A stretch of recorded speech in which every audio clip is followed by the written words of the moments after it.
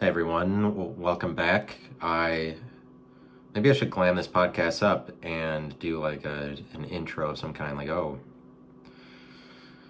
things are getting. That's when you know things are getting real wackadoodle on this podcast when intro music appears. Like things are getting like things are picking up. Ooh, wow, this is a real thing now. As if it wasn't before. How dare anybody doubt me and say that this podcast isn't real just because all I did was record it rather than use all this excess lighting and advertising, promotional glitz, frills, bullshit. That to what end? To what end? You might as well just make the entire thing an intro song. Why don't you just, as long as we're just making intro songs, let's make the entire hour an intro. Let's just do an hour of intro music. Oh, so it doesn't matter. And then, but you just like make it. You just like, well, as long as I have an intro, then I'm like everybody else. It's really not like that. It's just more like I should get an intro. It's more like I should get an intro. I should get a camera rather than record them all on my phone. These are I fall behind. Sometimes I don't, sometimes I don't give myself the best chance in life. And if that's the case, it doesn't just work out on a podcast, then that's a consistent theme. Like, give yourself the best chance. But, it's whatever. You do the best at giving yourself the best chance. I'm trying the best I can to give myself the best chance. Would I stop getting on myself for you not giving myself the best chance? You didn't give yourself the best chance. What if this is the best? What if this is the best I can do though? It's like I couldn't possibly formulate my way to doing the entire thing. Like this is a real polished product, but with the intro and other things, it's all right. It's fine. It's really just more about, like, the bar for genius has never been lower in the world. All that you have to do to be a genius now is just make something all the time. You're just like, you make a podcast always. Eventually, like, as long as you kept making it, you would probably be a genius. I don't know. As long, it's really, like, you just have to keep making it. It wouldn't even matter what, like, the visibility of it wouldn't matter. The bar has never been lower. All you have to do is make something. Just like, oh, you're a genius. All you have to do is acknowledge the way that the world works in the present moment, and you're like a genius. Like, the world moves so quickly that everyone who just states what's happening in the present is a genius, basically. You're like, oh, you didn't whatever it is that makes you lose yourself. Like, as long as you don't lose yourself, as long as you stay current. And then that's what we're talking about today. But this is what we're talking about. There's, of course, this podcast is remaining current. And what do you need to do to remain current? I don't really have the answers. I don't know. I don't know. What prevents you from acting like an old guy?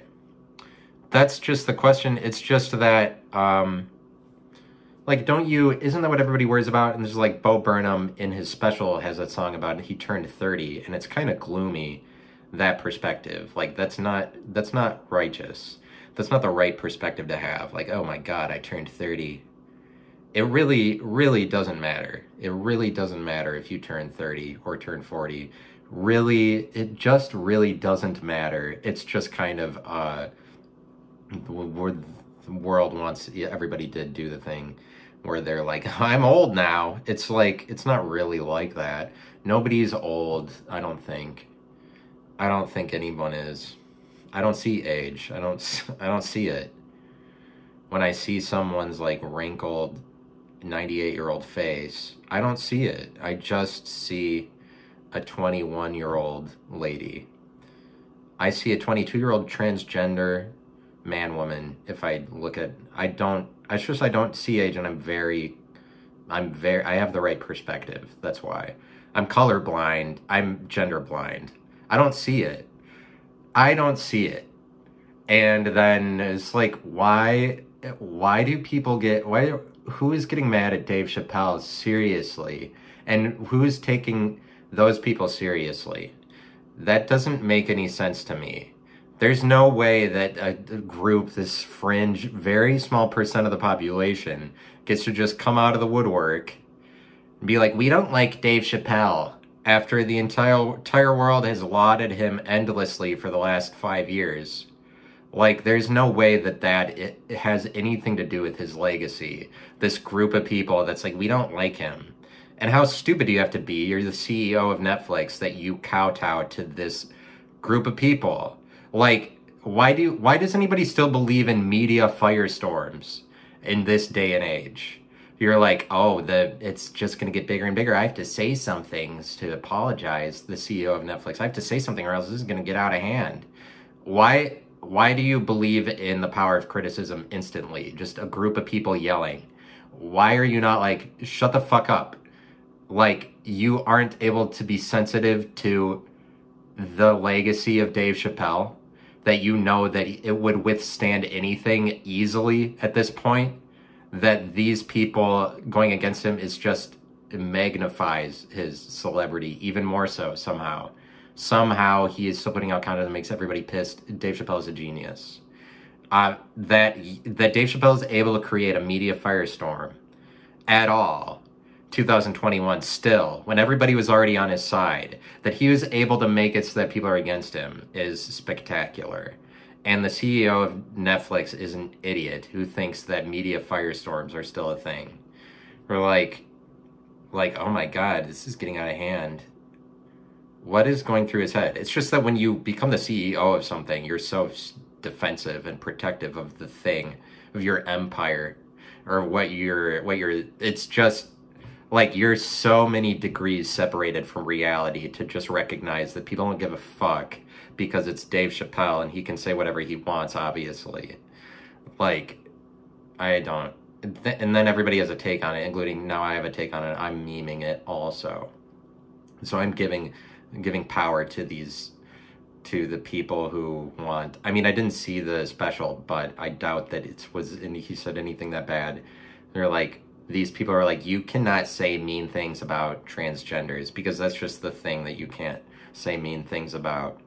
And then in 10 years, everyone will just be saying mean ass shit about transgenders because of the built up energy of them not being able to say it, because then people just get pissed at what you're not allowed to do, and then it boils over and comes out eventually. So there's nothing you can do. You can try to shut everybody up on the issue, like, for a little bit. It doesn't matter. You're not going to rule the world, whatever people are angry at.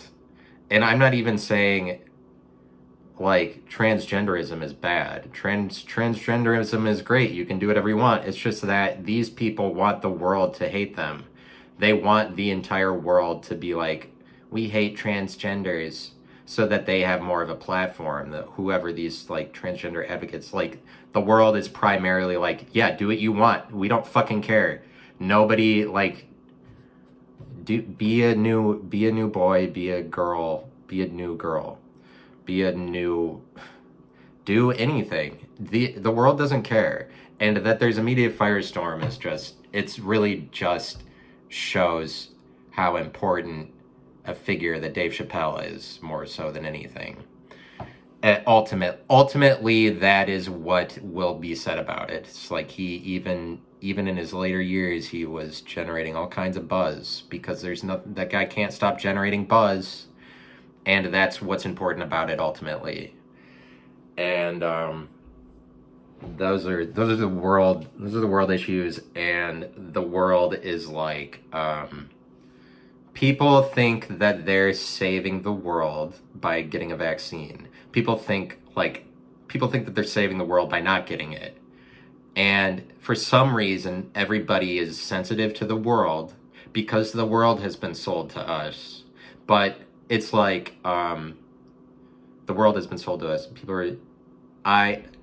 People think they're saving the world. They're like, why aren't you saving the world if you didn't get a vaccine? As if, you getting one is now, we're evolved. The world has progressed, and Now the world doesn't, at the point that we all get a vaccine, now we don't have to worry about, and we don't have to worry about challenges or something. Or like, now we know that everybody's in the business of saving the world.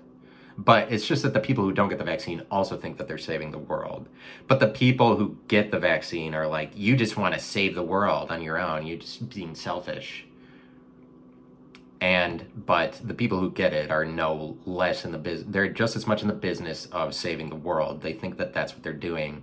They're like, everybody has to agree, and that's how we save the world. I think that disagreement is more important for the fate of the world, because that's just the side that I fall on. But it's like people get the vaccine, don't recognize that there's this group of people that would adhere to some amount of disagreement, but you would have to, so that there would have to be disagree people, that you can't get rid of all of them, especially when there's important things at stake. Like, why are people get the vaccine so hell-bent on making this a Bill Gates identified world? Like, that just plays into there's just this group of people at the top that want to be responsible for the entire world identity. And if everybody in the world got the vaccine, that's an identity. You become identified to this one thing, vaccine doers. But it's like an adherence to medical authority and authoritarianism. And authoritarianism as defined by this group of authoritarians at the top who are very good at power. And so, like, the people who are at the top are very good at power because those are the rules of the game of the world that we live in now, is if you're the best at power, you actually get the most of it, because the world lives in this state of things where we continue to project a lot of importance and confidence and intelligence into the people who are above us rather than see them as regular people. But it's just that the rules of the game now are authority, and so then the globalists at the top who just collect a bunch of titles and honorary doctorates and whatever, they're very good at the game. They're very good at the game that plays out. And it's like an adherence. It's because the world adheres to this idea of the world is part of why they're able to sell everybody on, well, we need to do what's good for the world.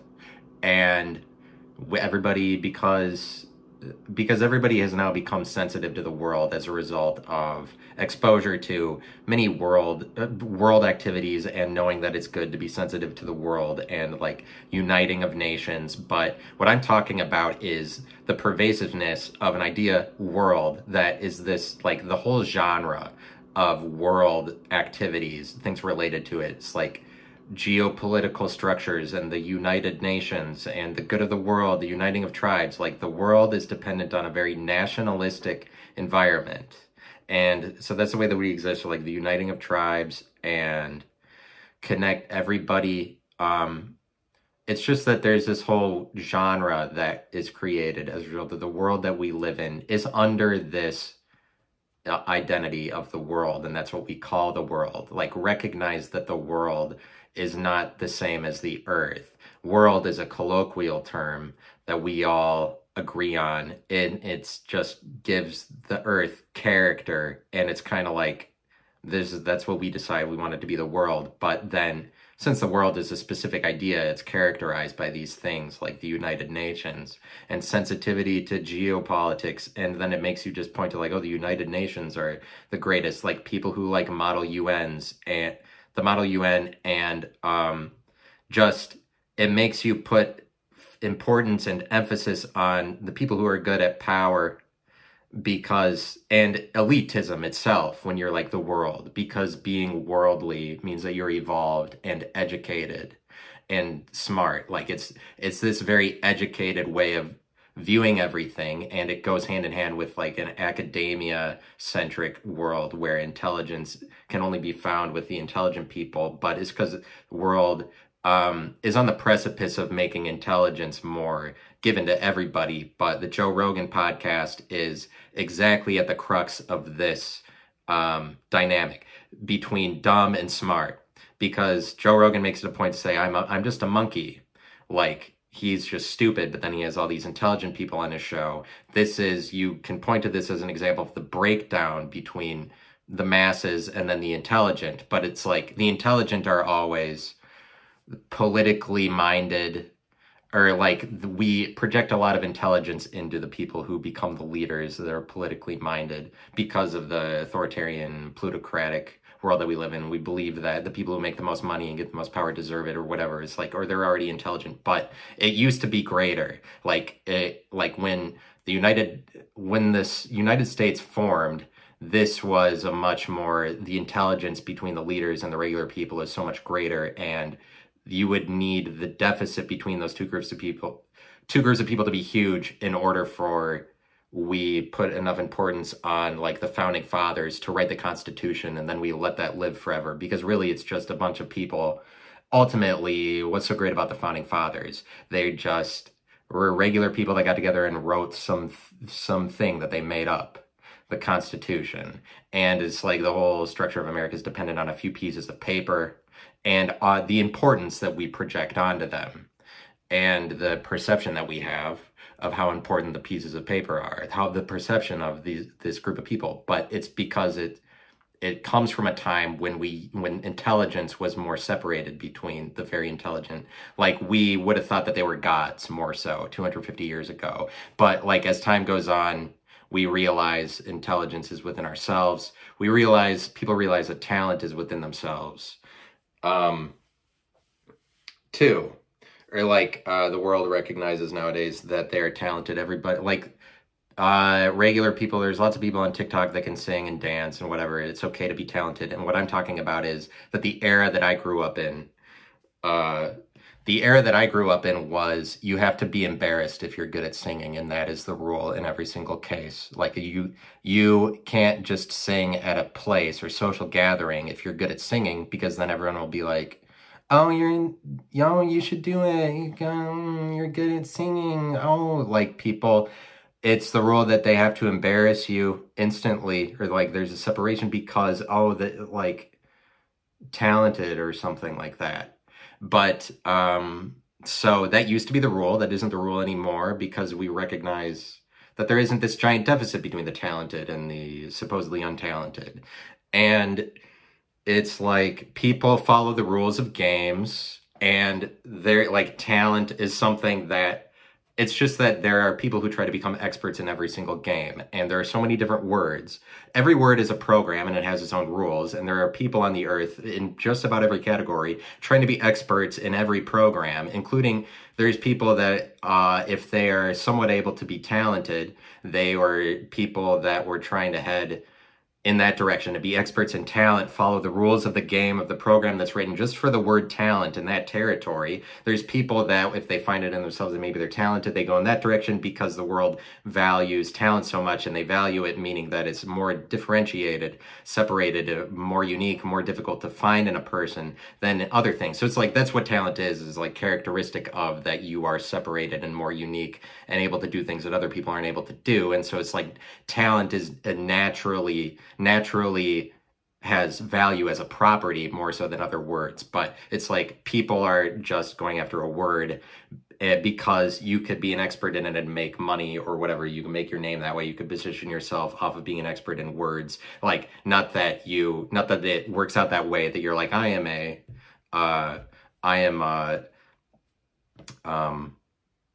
whatever. I'm an integrity expert. Just trying to think of an example. Integrity. I do integrity. Like, that's not what you specifically say you're an expert in. You have to dress it up in other things.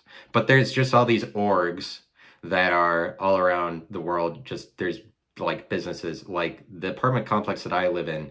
There's all of these very arbitrary, like useless sounding organizations that take up office space in these buildings, like in these buildings, these office buildings around me, and anybody can buy an office. But there's just all these random orgs all over the world that are like the Care Foundation organization, that's just like they're employing people and they make money some way because of the political structure. But it's like the virus is a result of the political structure that we have. The virus is basically the political structure and the media complexes that they're tied in with, because it's really the case that the media and politicians love this virus and can't stop talking about it. And they're the ones that keep telling everybody else, this virus will be around forever. You can't get it. It's not going away. This is reality forever.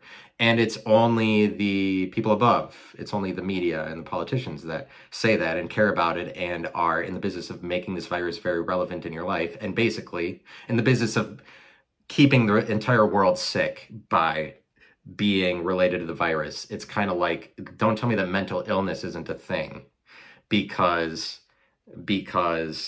like we are, it's like if you think that chemicals in the environment are making you sick, and then you just go down that path and say like, that's my problem, is that there's chemicals in the environment, because there's all kinds of external factors that you can blame your whole life on. And you can go down that road, and it's like true that there's this problem. It's true that there's chemicals and they affect how you live. It's true that your food sucks, and the practices that they have to use to mass produce food for everyone, those aren't the best. And they're making you sick. But you know what? There's nothing you can do. You can go down that road and make it your identity and be like, I have this problem where food is my issue because of the food practices, and my body does not work with the 21st century practices. And you can say that you're allergic to the 21st century, and you can go down that road and be like, now I know the answer. If you want an answer, like, I need an answer. If you're not going to accept that things are temporary, there's only temporary answers. You can find an answer for yourself. Be like, now I'm good. And I watched this movie called Safe, that made in 1995, that follows this, that talks about this topic. It covers the subject matter of somebody who decides that their problem in life is that chemicals in the environment make them sick, and then they go to a compound where everybody agrees with that, and then they just make themselves safe over time. Like, you can go to the length of just making yourself completely safe. It's the same thing as like taking an identity as like the thing that you can blame everything on. That makes you safe. It makes you safe to, like, because then you don't have to do challenges on your own, whatever you are. You came up with an answer. Coming up with an answer or an identity for your life makes you completely safe, and you can do that. It's like, and I just feel like it's more in the direction of, I'm safe to get a vaccine. But it's really more like politicians, the virus is the generator and the originator of this virus. The establishment is, because those are the people that care. Regular people milling around don't give a fuck about this virus. We don't want to be divided. We don't want to be against each other. Like, if the political structure makes it, because we are under the thumb of the political structure, because we read so much power into politics and political structures, but it's just like the political structure, the authoritarian structure is the virus, and it doesn't have to be that way forever, and it will be that way forever as long as we read the importance into the political structures that we do now. That is the cause of the virus. This is the sickness. It's politicians, and that we say that they are the greatest. But it's just adherence to that rulers have to rule, an assumption that, well, there has to be order somehow. How do we implement order besides authoritarianism? But the authoritarians are just following the rules of a specific game, that they're like power. We follow the rules of power. They're becoming experts in power. And that's what they did. But what's transcendent about this, or how you would get out of it, so you'd be like, well, I guess the virus will be around forever, because what are we going to do? Nationalism. But it's just like world. It has to do with sensitivity to the world drives people thinking that they can save the world. It drives people thinking, like, I'm the most sensitive to the world, that's why I get the vaccine. It's like giving people this incentive of like, you're saving the world. That goes hand in hand with these United Nations and globalists who are enforcing a world thing. But it's like Klaus Schwab is the head of the World Economic Forum. There's all these world organizations that bank themselves off of that. Everybody agrees that it's important to be sensitive to world issues for the sake of the world. Because how do we get off of that? Because how do you do better than saying that the world is the thing? How do you do better than the world? Because that's the best. That's the time. We need to save the world. But really it's just the world is a specific flavor of viewing what is the world, of viewing the earth.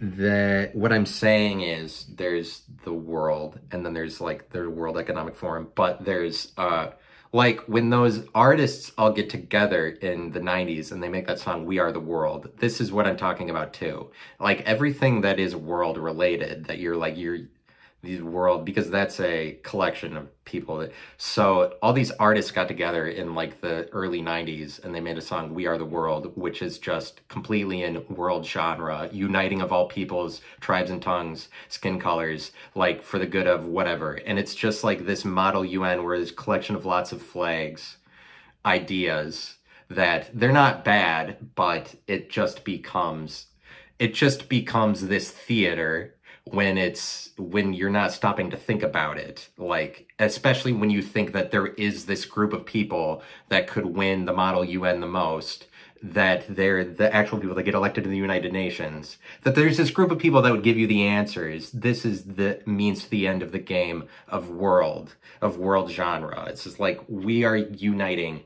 But anyway, those people, like everybody would want to make fun of this song We Are the World if you have a brain, because you should really just scoff at these people, and people generally do, whether or not they come right out and say it for this song. Not that I was around when they made it, but it's like you would have to scoff at these people because it's just all these different artists from different walks of life that came together. They're singing We Are the World. They're basically just saying that these are narcissistic people saying that they are the world. Like that song is about them and how great of singers they are, that they came together for the good of the world. And it's always that self-righteousness, is sanctimonious way of living that would actually make you a major player in world activities. Like it's only built on self-righteousness and self-importance.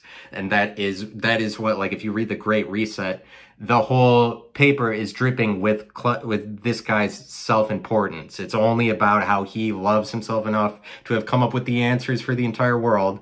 And what I don't understand is how the world, it still has time to respect something like the World Economic Forum, or just organizations that are built on being part of a power structure. I don't think that we have time for this for that much longer, but for that much longer, who knows? It's just that those artists come together, they're basically just singing that they are the greatest. And that's the same as the leaders of the World Economic Forum, the Davos group, the billionaires in a plutocratic society, people building themselves up. But they get to do that because separation, and we assume that people in power have the most intelligence or whatever. But it's kind of like they do to some degree for being the best at the game that you need to be the best at to be the ruler. It's just like not everybody cares about being a ruler, so not everybody is playing that game. Like there might be people who are better at ruling, but it's like no, the people who are best at ruling, it's just that being the best at ruling is not a great quality to have, probably. It just means that you think you have all the answers. And those are the people at the top that implement all of this, that feed, that energize pharmaceutical companies, media complexes, governments, energize all of them to work together. Like people who really think they have all the answers. They're energizing these giant complexes to come together and keep feeding the narrative of the virus. They keep saying it's the virus. It's just that regular people don't really give a fuck.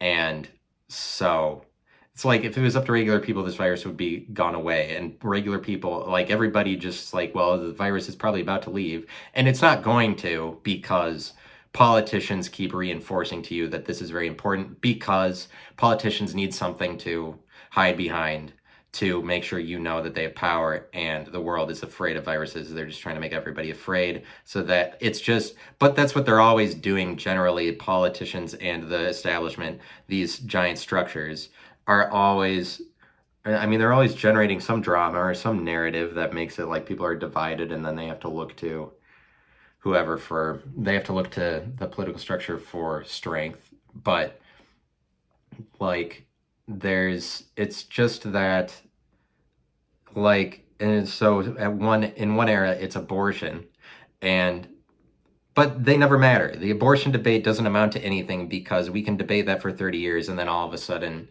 now we know the answer to that debate. It's just like, what you failed to consider is that actually the state owns every adult human's body. too, for like either in conjunction or outside of the abortion debate. It's kind of like there's an answer to the abortion debate. It's that the state owns everybody's body and they get to tell them what to do and what they have to inject themselves with, or the state will withhold food from them. That's the answer, actually. Actually, the state owns everybody's body, and that's the correct answer, as it turns out. But people get the vaccine. That's how they live. That's how some of them, not everybody cares you didn't get one.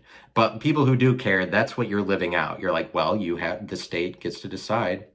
As if ethics isn't a thing at all anymore, or when the entire world philosophy is always, you get to do what you want. Like, don't worry about other people. Don't let them tell you you do what you want. Do what's best for you. Do what makes you happy.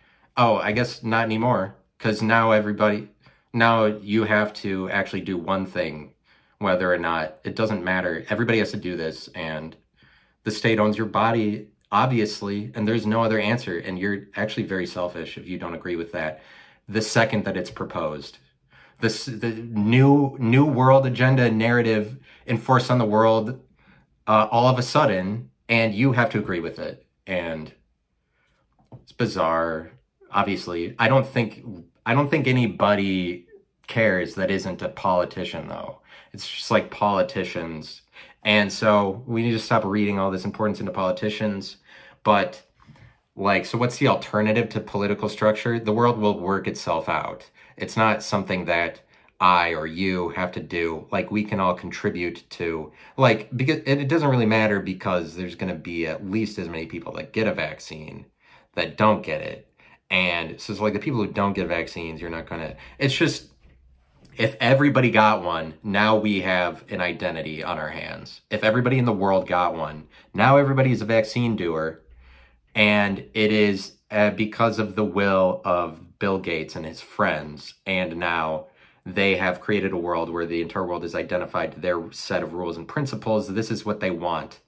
More so that, I mean, including other things, like maybe they want depopulation, maybe whatever.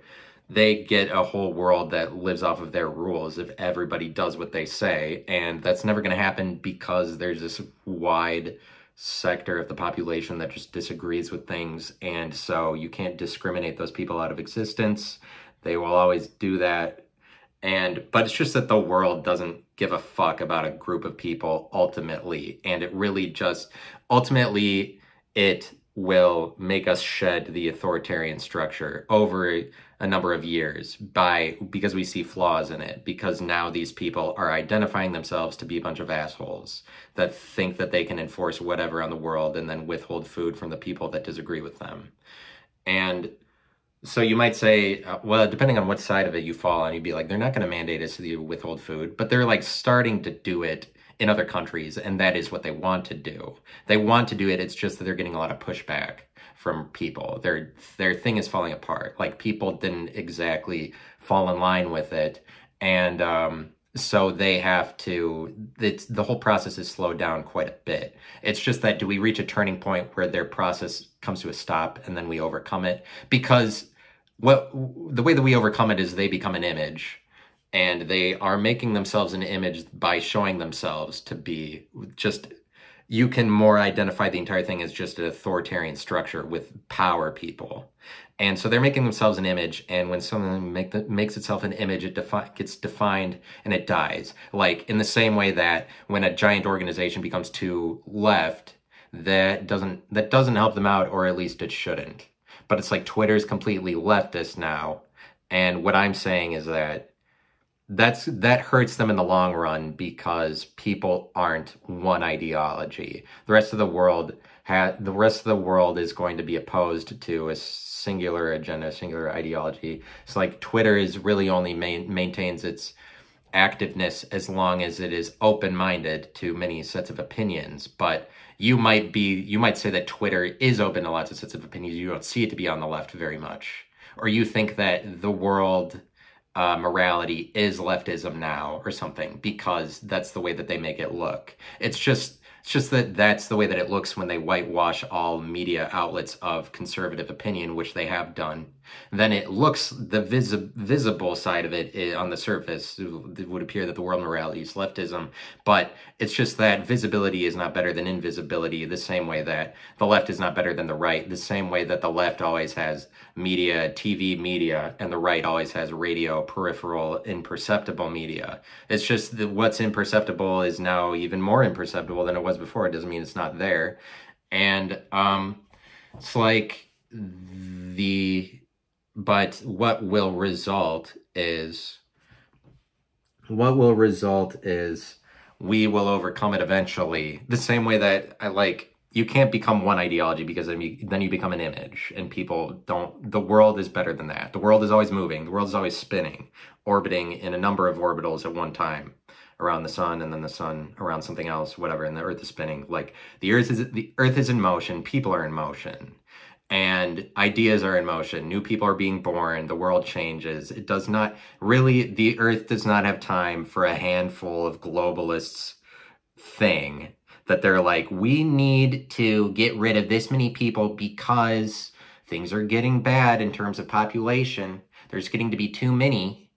Like the fear of a bunch of old guys, a bunch of old people who are like, well, we need to, because why would it be the place of a bunch of old people to say that?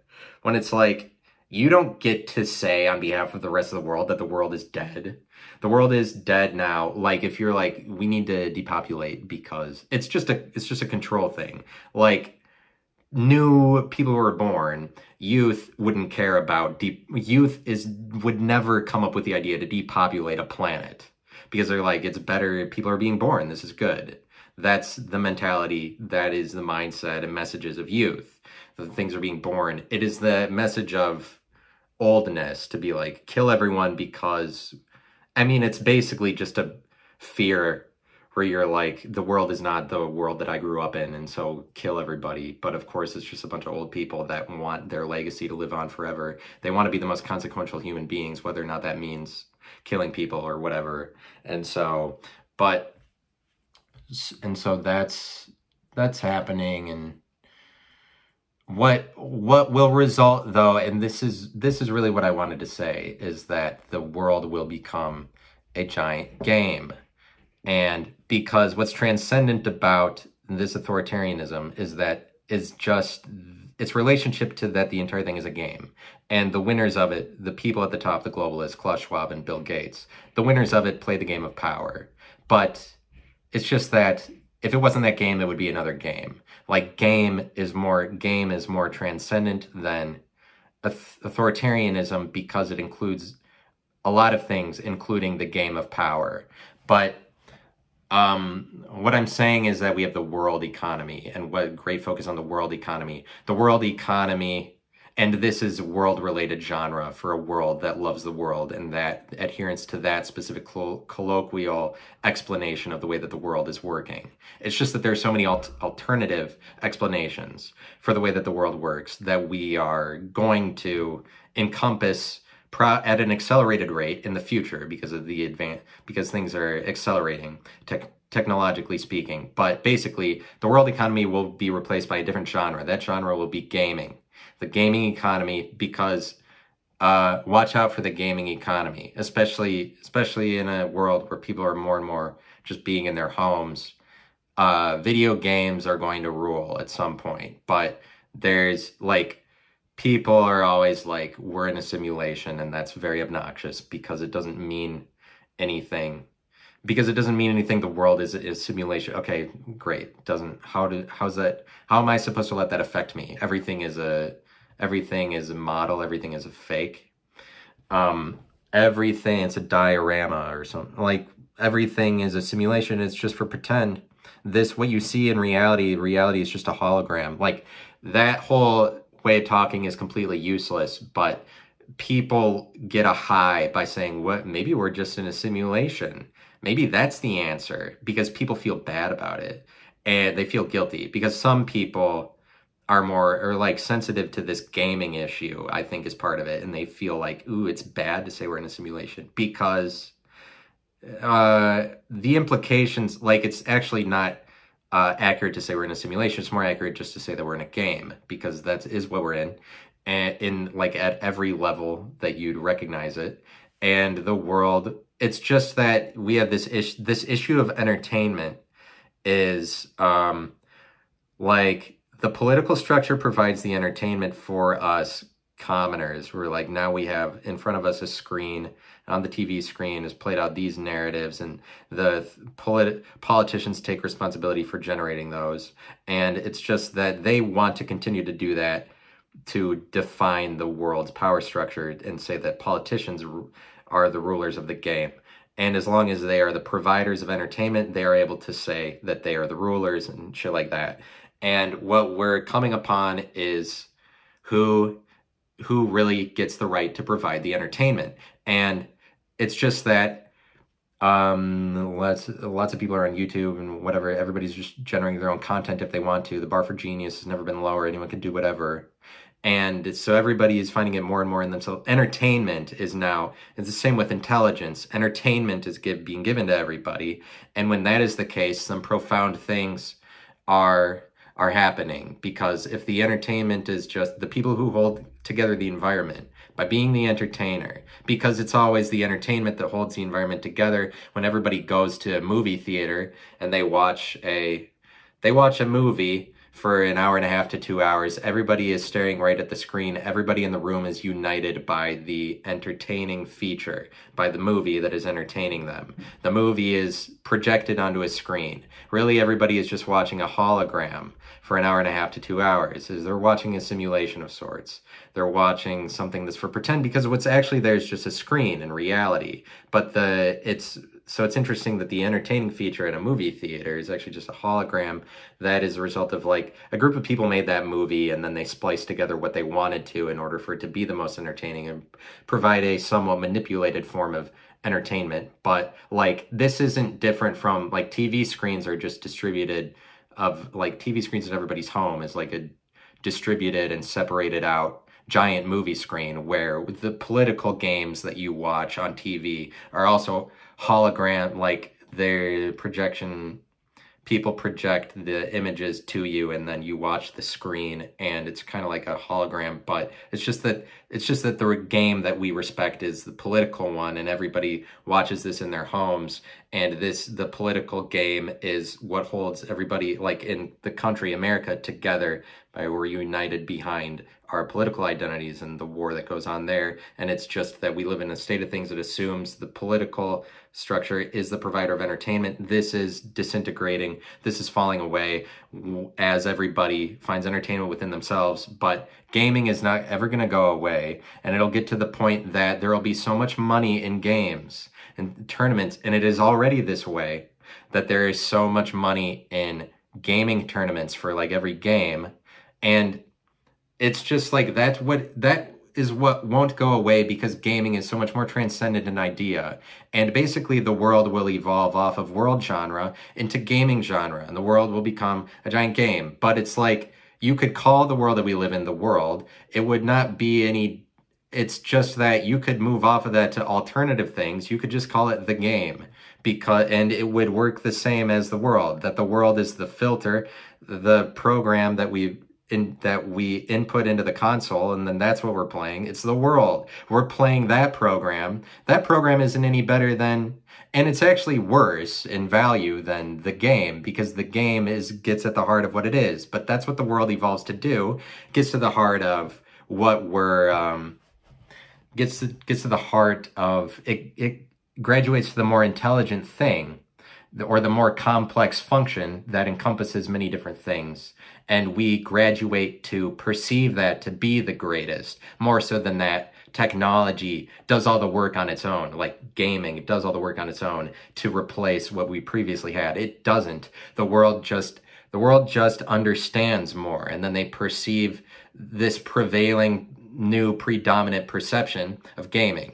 But like, it's kind of like cryptocurrency would possibly come out of gaming quite a bit, because that is one of the worlds where cryptocurrency is relevant, like practically tied in with gaming. Like there's a lot of gambling sites that accept Bitcoin, but it's just that gaming is prevalent in a number of areas. The NFL is just as big, basically. College football is just as big as it used to be, and it's even bigger probably now than it was a decade ago because of the emergence of everybody doing fantasy football, everybody gambling. Gambling on these games is so much easier.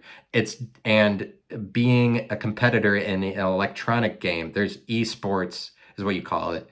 There's all kinds of esports tournaments for all video games, and it's only growing to become, it's basically becoming the most important, like the most money in the world for a sporting event is becoming video games, and is only going to grow. But like so you would do well to invest in gaming and invest in cryptocurrency. Cryptocurrency could come out of it. And there's also a number of cryptocurrencies that are websites based around gambling on electronic sports, gambling on video game tournaments. So there's this whole world of gambling just for video game tournaments too.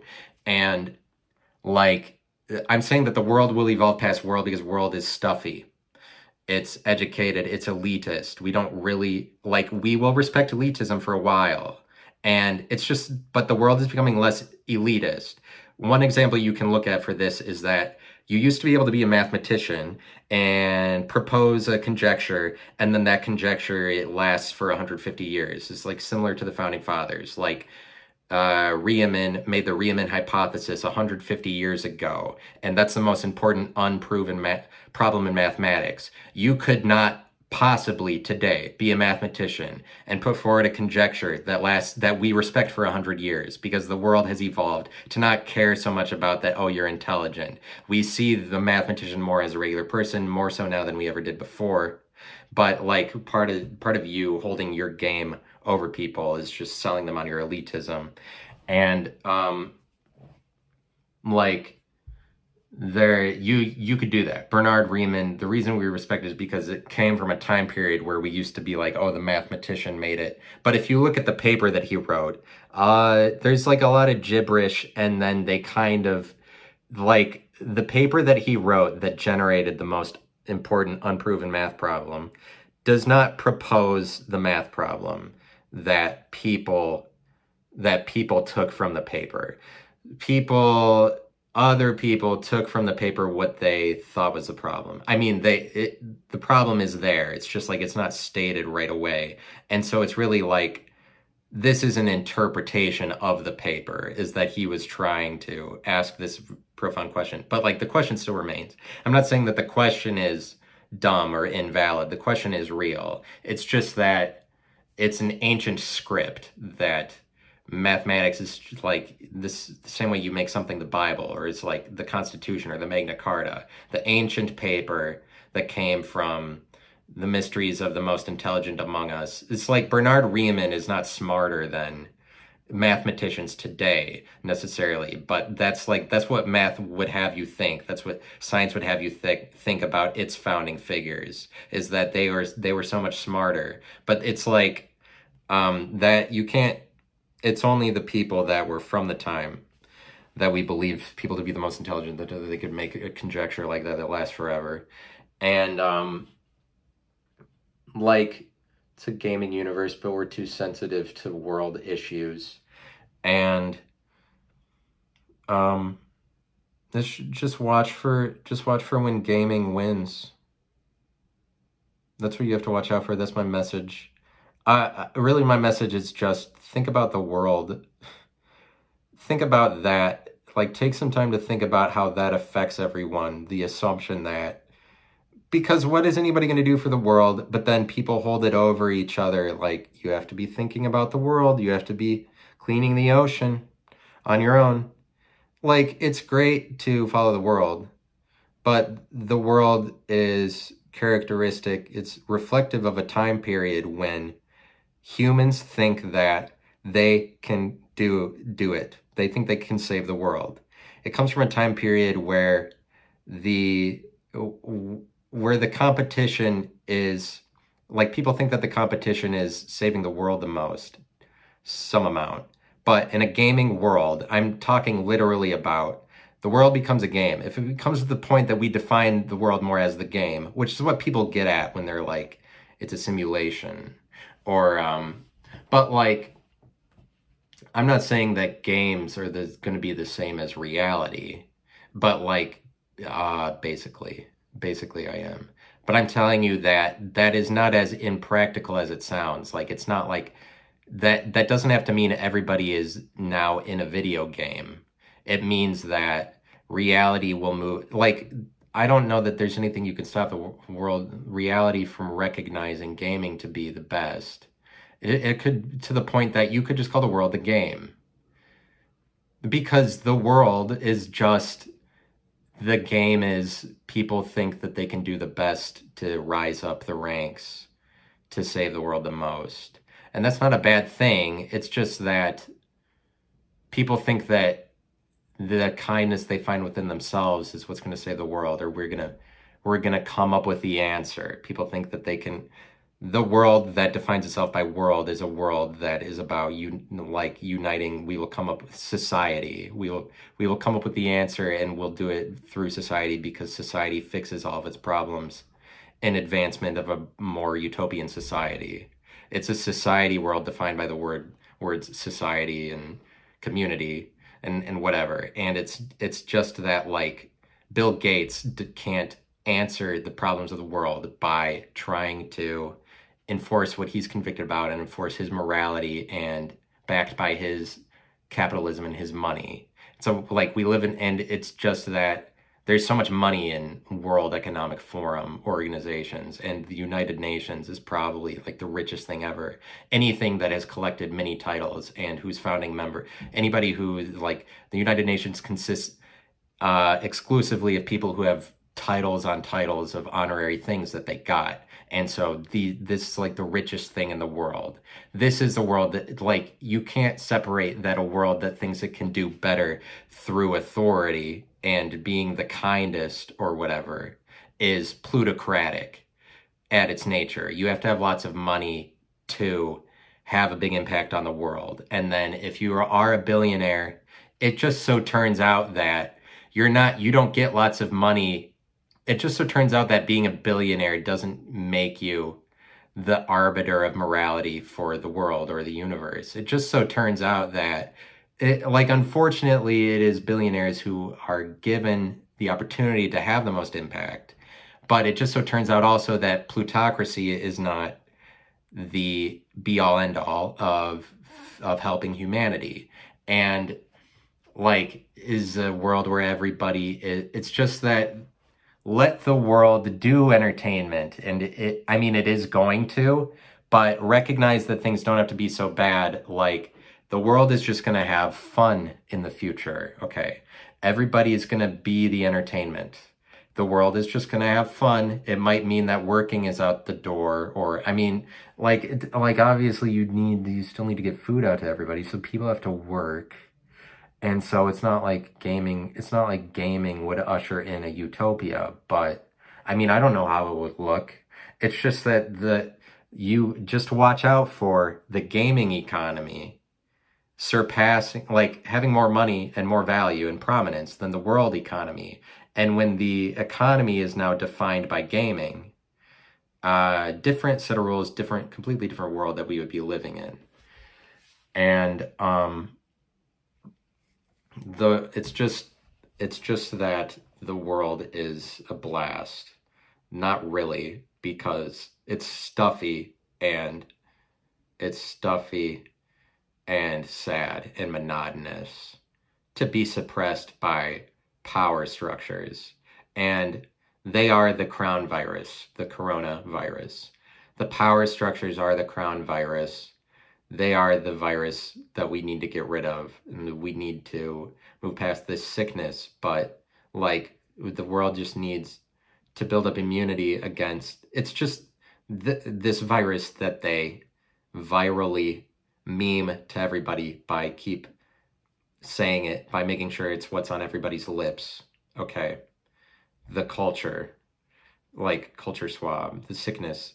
The virus, people that keep generating these viruses are all politicians that want the name of the game to be virus, so that, but, like, and it's a sickness that they want to keep sending to everybody, and I don't support it. That's why it's just like I feel like you support it by getting the sickness injected into you. I mean, not it's not like a real vaccine, so they didn't like it's not really for sure that they're using COVID-19 and they're helping your body fight it. But obviously, I don't know because I'm not a doctor. And then if you're not a doctor, it's just like a political structure, authoritarian world that keeps wanting to reinforce that they are the people in power.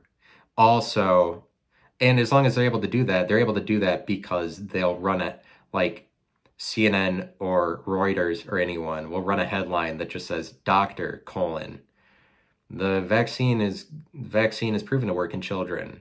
Doctor colon, oh, a doctor said it? Because we live in this world where you're like, oh, the doctor said it, so, but I'm not a doctor. I don't think you help anybody out by telling people you're not a doctor, telling people you're not a scientist. Oh, well, I don't know anything because I'm not. Okay, we know, and everybody knows that you're not a scientist, but you're not, there's so many things that you aren't, and then that you would let these other areas of expertise of people prohibit you from speaking about things. So like, well, I'm not an expert in that, but it's expertise that this authoritarian world sells you on, because they'll also run articles that are like expert colon expert. Oh, an expert said it? I don't get why. I mean, there's things I don't understand. I get why people are like, oh, an expert. You couldn't possibly, though, like in all seriousness, hear an article that says experts, colon, the vaccine was tested and proven to work in dogs. Expert. You couldn't, in any real respect, like, why would you be able to say that, oh, an expert said it, like, actually agree with that article just because somebody is saying an expert says it? Like, you might as well say journalist, colon, expert, colon, because first of all, that's what it is. But like, media agency, colon, journalist, colon. I mean, there's so many layers. It just comes from, like, you just say deep state, colon, media organization, colon, journalist, colon, expert, colon, because there are layers on layers of agenda that built this product of a clip in front of you, and it is exactly the image and video that they wanted to see constructed the way that they wanted to construct it for you. These people get to hide behind expert, and then as a result create their own research because people are willing to accept that an expert said it or did it. But like, I don't know, there's authorities and that kind of thing. Like, it's not, obviously you need to believe something somewhere. You have to believe some research, but don't tell me that the media's collection of research is to be believed when the media has been lying consistently for the last 20 years at least about all kinds of things under the sun. I don't know why it's the media's collection of research that people flock to or that they would listen to. There's independent media research that says the opposite of research, that the vaccines are helpful. Why would you be able to be totally confident in the liars' collection of research when they are always the liars? Because there's liars or there's truth tellers, but whatever, and you know how that works, I guess. Just give yourself over to the world, become one with the world, I guess, until the gaming universe takes over. Just go out into a field and lay there and just become one with the bacteria on the ground and make it so that you're sensitive to the world. It's just, what does it mean to be sensitive to the world? Or like being worldly. I'm worldly, like you have a globe in your house. Or like you're evolved. Like I am very sensitive to different nations. I am worldly. And it's like, it's not a bad thing to be worldly. It's just that's kind of one side of the aisle. If you like authority, like if you like to say that I don't get to say anything because I'm not a doctor, it's kind of like blue pill, red pill, I guess. But the red pill is, you take a red pill and this is like, you become aware of a whole new world beyond the world that you see. Like the red pill is the thing you can take that gives you new opportunities at behest of the monotonous world that you're living in. Taking the blue pill means staying with what you are, what you already see, saying the reality is the way that it is. And like, from my perspective, I don't understand why you don't want to take the red pill. I don't understand that. Why don't you want to take the red pill? Wouldn't everybody want to take that? But I guess it's like, there's lots of people that are, no, the blue pill, just keep reality the way that it is. I don't know why everybody wouldn't want the red pill. Well, everybody should want a new world than the one that we're living in. But it's not like that. So, but the blue pill people don't get to discriminate against red pills just by saying that you're an asshole for not taking the vaccine. What if I think I think you're an asshole for taking it, maybe. Do I, though? Do I? Do I think you're an asshole for taking it? No, not really. It's just people who get bent out of shape about whatever the fuck, or need some control over other people's lives, get pissed about it. But, so I'll try not to be pissed. I will be back again in the future. You will hear again from me. And I will be back on the thing later on, and I'll record. And so, yeah, thanks for listening. Goodbye now.